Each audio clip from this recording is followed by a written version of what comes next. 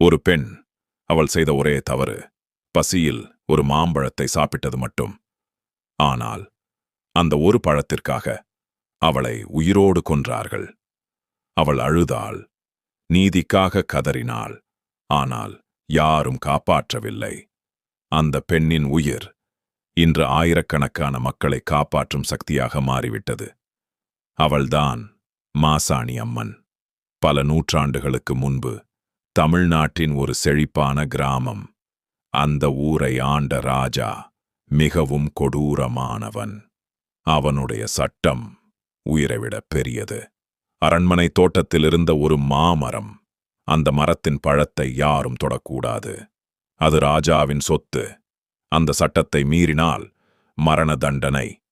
அதே கிராமத்தில் ஒரு ஏழை இளம்பெண் வாழ்ந்து வந்தாள். அவளுக்கு யாரும் இல்ல, பசி மட்டும் இருந்தது. ஒரு நாள் நதிக்கரையில் நடந்து கொண்டிருந்த போது தண்ணீரில் மிதந்து வந்த ஒரு மாம்பழம் அவள் கண்களில் பட்டது.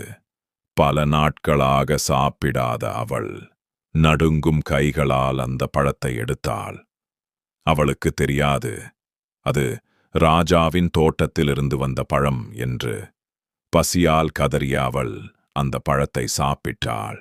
ஆனால் அந்த ஒரு தருணமே அவளுடைய வாழ்க்கையை முடித்துவிட்டது. ராஜாவின் காவலர்கள் அவளை பார்த்து விட்டார்கள். அவளை முடியை பிடித்து இழுத்து சென்றார்கள். மக்கள் பயத்தில் பார்த்தார்கள். ஆனால் யாரும் உதவவில்லை. அந்த பெண் அழுதாள், நான் திருடவில்லை, பசியில் சாப்பிட்டேன். என்னை மன்னித்து விடுங்கள். ஆனால் அந்த ஊரில் ஏழைகளின் குரலுக்கு மதிப்பு இல்லை. ராஜாவின் முன் நிறுத்தப்பட்டாள் அந்த பெண். ராஜா கோபத்தில் எரிந்தான். என் சட்டத்தை மீறியிருக்கிறாயா? அந்த பெண் கதறினாள், அரசே, எனக்கு பசித்தது. ஒரு பழத்திற்காக என்னை கொல்லாதீர்கள். ஆனால் இரக்கமில்லாத அந்த ராஜா மரண தண்டனை கொடுத்தான். அந்த பெண் மக்கள் முன்னால் கொல்லப்பட்டாள். அந்த இரவு வானம் கருமையாக மாறியது. மின்னல், இடி, புயல்.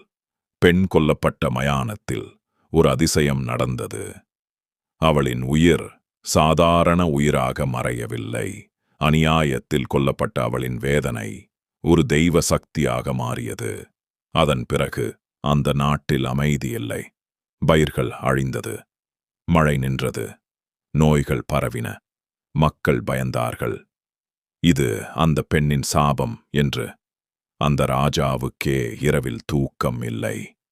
எங்கு பார்த்தாலும் அந்த பெண்ணின் முகமே தெரிந்தது. ஒரு நாள் கிராம மக்கள் அனைவரும் அந்த மயானத்திற்கு சென்றார்கள். அப்போது தீப்பொறிகளுக்குள் ஒரு தெய்வ உருவம் தோன்றியது.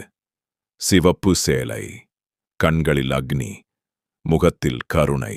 அவள்தான் மாசாணி அம்மன். அம்மன் பேசினாள், அநியாயம் நடந்த இடத்தில் நான் நீதியாக வருவேன். என்னை நம்பி வருபவர்களை நான் கைவிட மாட்டேன்.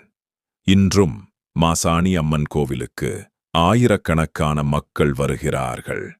அநியாயம் நடந்தவர்கள், மனவேதனையில் இருப்பவர்கள் கண்ணீருடன் வேண்டுகிறார்கள்.